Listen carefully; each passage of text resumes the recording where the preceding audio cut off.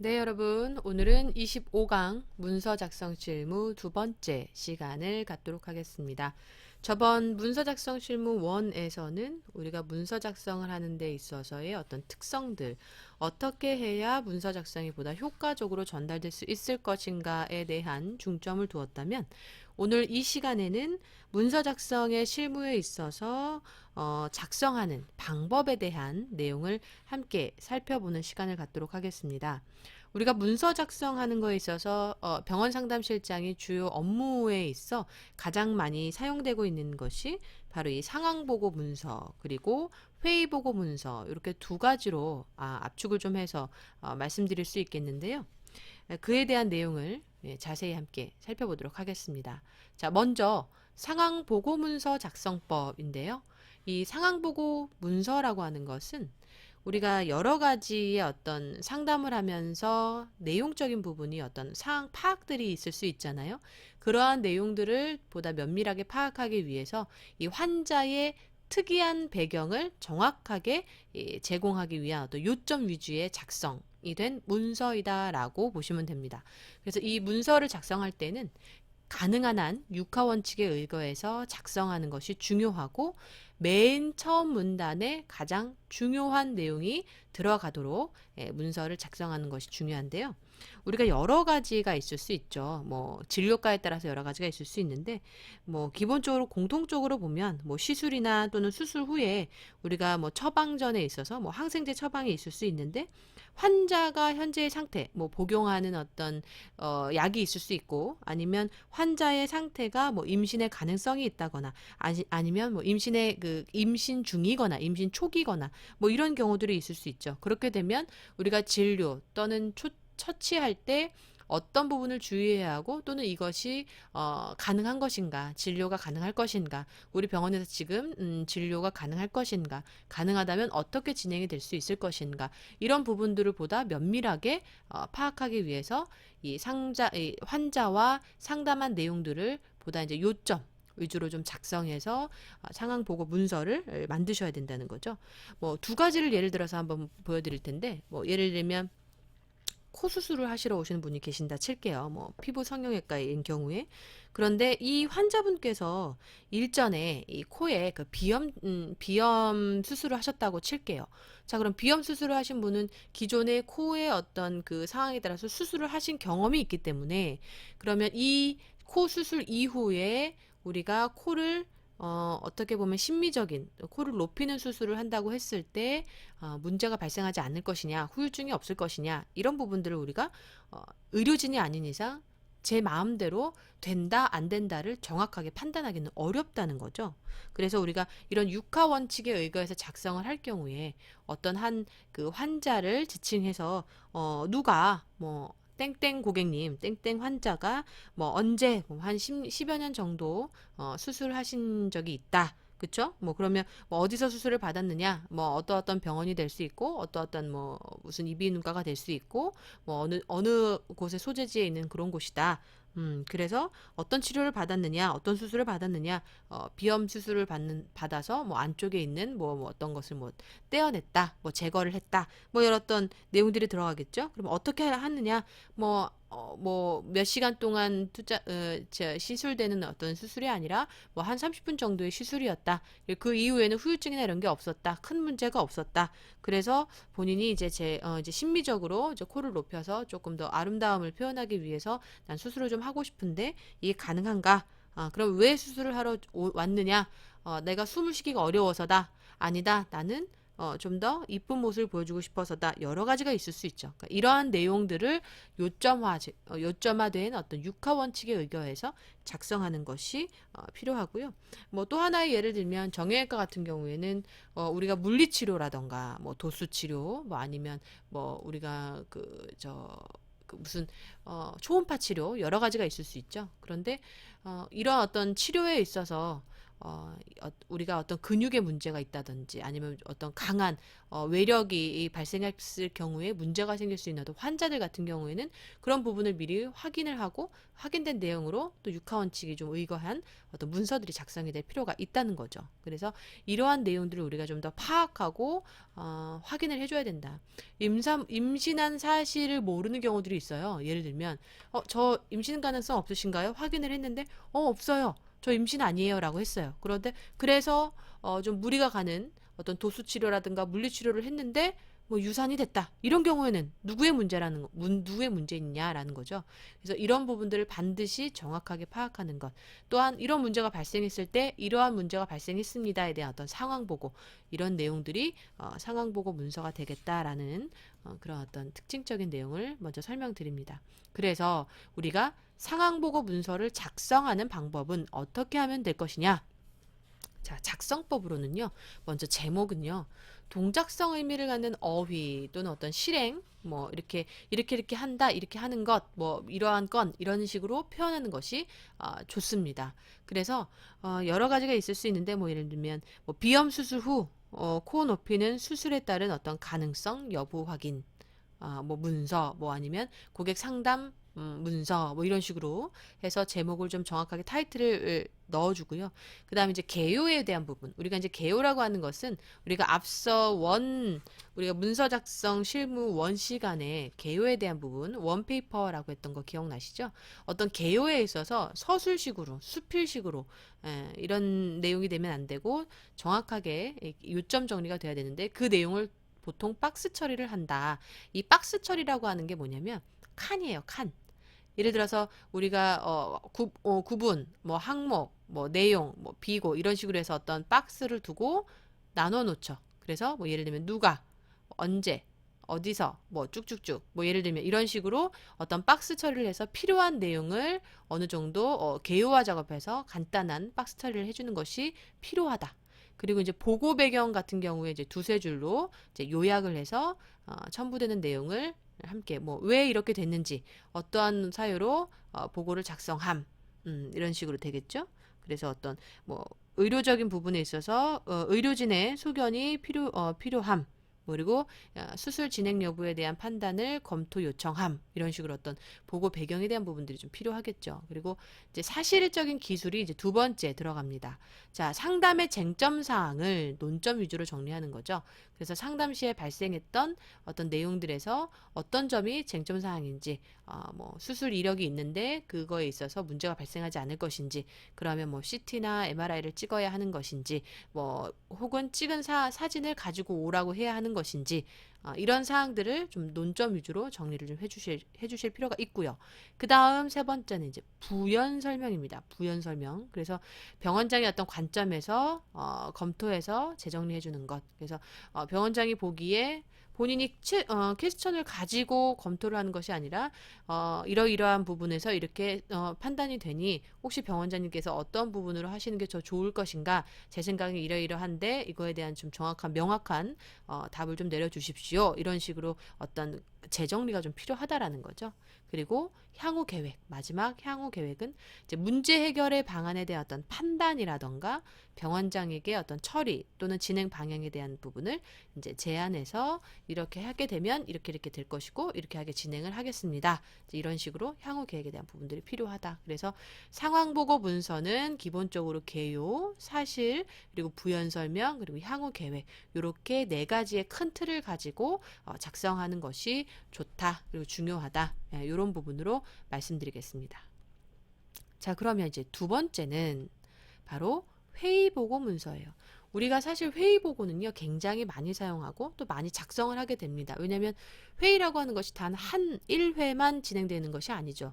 뭐 예를 들어 주마다 할 수도 있는 거고요. 또는 뭐 월마다 할 수 있는 거고, 월말 주간 보고, 주간 보고 또는 월말 보고, 뭐 이런 식으로 될 수도 있고, 또한 어떤 회의의 내용도 여러 가지가 있을 수 있죠. 그 안건이 무엇이냐에 따라서 회의 보고의 내용이나 어떤 종류도 굉장히 다양해질 수 있습니다. 그래서 큰 틀로 봤을 때의 어떤 회의 보고 문서의 작성은 회의 내용 전체를 기록하기보다는 주요 쟁점 사항 위주로 논리 정연하게 정리하는 것이 중요하고, 주제별 그리고 발언자별로 어떠한 내용들을 했는지 어떤 회의 결과를 정리해서 이야기해 주는 것이 중요하다.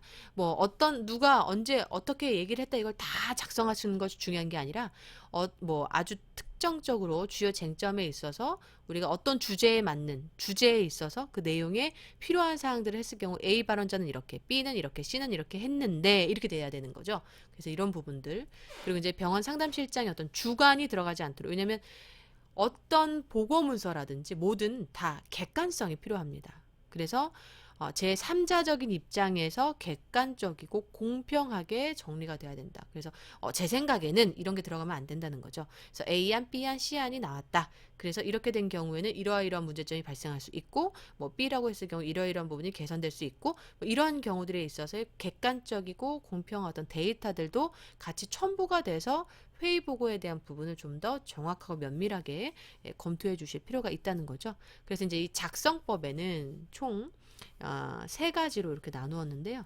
기본적으로 첫 번째는 이제 회의 기요. 당연하죠. 근데 이제 이 회의 기요도 말씀드린 대로 박스 처리가 되면 더 좋겠죠. 그래서 어떤 회의명은 무엇이냐, 그리고 일시, 그리고 안건, 그리고 참석자는 누구누구 있었느냐. 뭐 예를 들면 회의에 있어서 우리가 뭐 어떤 뭐 예를 들면 이렇게 할게요. 뭐 우리가 상담자, 병원 상담실장에 대한 어떤 불평, 불만에 대한 접수가 좀 많아졌다. 이렇게 되면 참석자가 누가 될까요? 그렇죠. 병원의 상담을 전담하고 있는 상담사들이 되겠죠. 상담사도 뭐 A, B, C, D가 여러 가지가 있을 수 있고 거기에 이것을 주요 어떤 쟁점화해서 보고 문서를 만드는 사람은 누가 될 것이냐 이제 이런 부분들인데 주로 회의를 집행하고 회의를 주관하는 사람이 될 수 있겠죠. 그래서 정확하게 언제 했는지 그리고 어떤 내용을 했는지 그리고 그 해당되는 뭐 참석자가 누군지 뭐 어떤 누군가가 콕 집어서 뭐 A 상담사에 대한 불평을 썼다. 그럼 당연히 A 참석자에 대한 내용이 들어가겠죠. 그러면 이 내용이 A의 문제만이 아니라 사실은 A, B, C, D의 모든 사람들이 공통적으로 공유해야 될 부분이다라고 한다면 참석자들을 다양하게 구성을 해야 될 것이고 기본적인 어떤 면밀한 검토가 필요하다. 이 참석자만의 어떤 그 1대1 이 내용이 필요하다라고 하면 이제 완전한 1대1 대면 회의를 진행을 해야 되겠죠. 그래서 이 회의 개요에 대한 내용은 당연히 언제 어떻게 변경되거나 내용이 여러 가지 다양하게 나타날 수 있다라는 부분입니다. 그 해당되는 내용의 이제 결과를 작성하셔야겠죠. 그래서 이러이러한 어떤 누구랑 같이 했고 어떤 안건이고 어떤 일시 회의명이 이랬는데 회의 결과 논의사항은 이랬고 그거에 대한 요지는 이랬습니다. 그래서 지금 이렇게 했고 관련된 내용 그래서 향후 조치는 이렇게 해서 하기로 했고 이렇게 개선되지 않을 경우에는 뭐 로얄티에 대한 부분에서 좀 적용을 해서 이게 몇 회 이상인 경우에는 이 해당 어떤 상담에 있어서 뭐 제외를 시킨다든지 아니면 뭐 강등을 한다든지 뭐 여러 가지 어떤 서로의 어떤 합의된 내용이 있을 거 아니에요. 그런 내용들을 같이 첨부해서 조치 계획을 세워주는 것이 필요하다. 그래서 우리가 제일 중요한 것은 회의 보고를 작성할 때 우리가 가장 중요하게 인식해야 될 것은 바로 이거예요. 결과 도출이거든요. 결과 도출. 자, 이렇게 회의했습니다. 이게 중요한 게 아니에요. 회의를 통해서 어떠한 결과를 우리가 발현시킬 수 있을 것인가, 개선할 수 있을 것인가, 아니면 어떻게 해야 보다 효과적일 것인가에 대한 어떤 그 의문점을 남기지 않고 최대한 이렇게 진행을 했다라고 하는 보고적인 문서이기 때문에 좀 더 명확한 처리에 대한 부분이 필요한 사항입니다. 자, 그래서 이 문서를 이제 작성을 하실 때에는요, 우리가 보고하는 문서잖아요. 우리가 누군가에게 전달하는 편지들이 아니기 때문에 어떤 감정이나 이 감성을 실어서 하는 것이 아니라 명확하고 면밀하게 검토할 수 있도록 어느 정도의 이 양식이라는 게 있는 거죠. 그래서 공문서에도 양식이 있는 거고 모든 회사에도 다 기업체에도 명목상의 어떤 그 공식적으로 인정된 우리가 공유문서라는 게 있습니다. 그래서 그 공유문서의 양식을 따라 하는데 그것의 어떤 문서 서식의 아주 기본이 되는 것은 바로 요 내용들이에요. 자, 그래서 우리 여러분들이 문서를 작성하실 때 요거는 좀 기억하시면서 해당되는 내용을 체크하시면 좋을 것 같습니다. 자, A4 사이즈의 어떤 그 용지를 기준으로 해서 위와 아래는 이제 15mm 그리고 좌우는 20mm 정도를 여백을 띄우시는 거죠. 그리고 이제 머리말이나 또 꼬리말 끝에 부분 네, 그런 경우는 이제 10mm 정도의 어떤 여백을 두시면서 문서 작성을 하시는 겁니다. 그리고 중요 사항은 굵은 글씨나 뭐 밑줄 를 통해서 강조하시는 게 필요하죠. 그래서 뭐 우리가 이런 경우가 있어요. 정말 중요하다. 그러면 색상을 변경하실 수는 있죠. 그런데 너무 막 호화찬란한 막 색깔이 막 보라색이 들어간다거나 뭐 핑크색이 들어간다거나 이렇게 하지 마시고요. 좀 더 정확하게 할 수 있는 뭐 어느 정도의 어떤 청록색이라던가 뭐 이런 색의 어떤 조금 누구나 강조를 했다라고 확인될 수 있을 정도의 색상을 추천드립니다. 그래서 대체적으로 공식 문서 보시면 색상이 빨간색 또는 청록색, 좀 청색 계열, 이렇게 좀 파란색 계열 외에 자주 사용하는 거는 거의 없어요. 그 이유는 우리가 이제 공식적인 보고 문서이기 때문이죠. 비공식적이지 않기 때문에 뭐 비공식은 뭐라도 쓸 수 있죠. 그런데 이제 공식적인 문서는 우리가 좀 명확한 틀이 필요하다라는 거. 그리고 이제 하나의 문서에 글씨체가 4개 이상이 되지 않도록 하는 것인데요.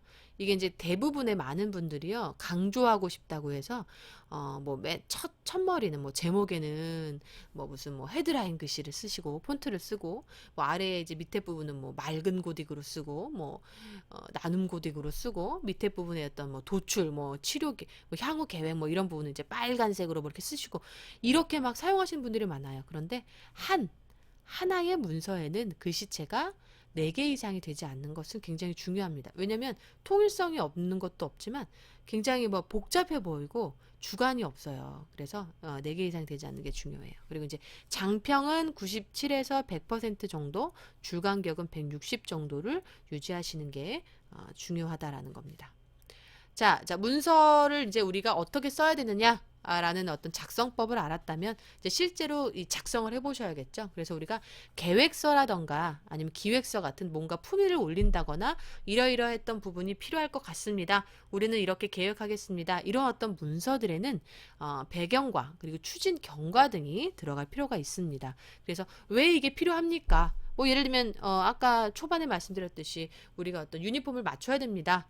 우리가 남성들도 유니폼을 좀 맞췄으면 좋겠습니다. 그럼 왜 그렇습니까? 추진에 관련된 배경을 이제 짜임새 있게 작성을 하시고 추진 경과에 대한 부분을 했더니 이러이러이러 하다. 또는 다른 곳에서 지금 진행하는 내용을 데이터를 보니 굉장히 효과적이라고 판단이 된다. 그래서 우리도 이러이러한 부분이 필요하다. 그렇죠? 이런 내용들이 이제 추진 배경과 경과에 따라서 나타나 줘야 된다라는 부분입니다. 그리고 이제 두 번째 문제점 개선 시에 필요하던 보고 문서에는 지금 현재의 현황이 어떠냐, 지금 현재의 현황이 어떠냐, 그리고 해당되는 문제점은 어떠냐, 이런 부분을 반드시 삽입해 주실 필요가 있어요. 왜냐하면 해당되는 내용이 왜 필요한지에 대한 부분에 있어서의 어떤 문제점을 정확히 인식할 필요가 있기 때문이죠. 그래서 이런 보고를 문서 작성하실 경우에는 현재의 현황 그리고 이제 문제점 뭐 이런 부분들이 있죠. 현황은 뭐 지금 뭐 서로 다른 옷을 입고 있음 뭐 그리고 뭐 하물며 양말도 발목 양말을 신어서 고객이 보기에 뭐 맨살이 다 보임. 그래서 다소 약간 그 뭐랄까요 보여지는 이미지에 있어서 전문성이 결여됨. 그렇죠. 그래서 이런 문제점으로는 이것이 계속 반복되게 되면 어떤 그 소속감도 결여가 될 뿐만 아니라 우리 병원의 이미지에 실추가 될 수 있다. 그렇기 때문에 그리고 또 이게 향후 계획에 있어서 교육에 뭐 직원 교육이 문제가 발생할 수 있다. 뭐 여러 가지가 있을 수 있겠죠. 그래서 이런 내용들이 포함되어야 한다. 자, 그리고 이제 세 번째 마지막으로 회의 결과 보고에서 필요한 어떤 양식으로는 초반에 말씀드린 대로 회의 개요 여러 가지가 있을 수 있고 그다음에 회의 결과 그다음에 향후 조치 계획 그래서 이런 내용들이 좀 들어가면 좋겠다. 그래서 여러분들이 이 회의를 하시고 나서요 단순히 그냥 회의 목록 그냥 회의 내용 이렇게 작성하시는 게 아니라 해당되는 내용을 다시 정리해서 보고 문서를 작성하시고 그 내용을 상급자에게 보고했을 때 정확한 내용이 전달되도록 하는 어떤 실무적인 부분이 미리 준비된 상태에서 우리가 투입되어야 한다라는 것 잊지 마시고요. 우리가 미리 준비하는 활용 능력, 컴퓨터 활용 능력, 문서 작성 능력 중요하다는 말씀 다시 한번 드리면서 다음 26강에서는 온라인 상담에 관한 내용을 함께 살펴보도록 하겠습니다. 수고하셨습니다.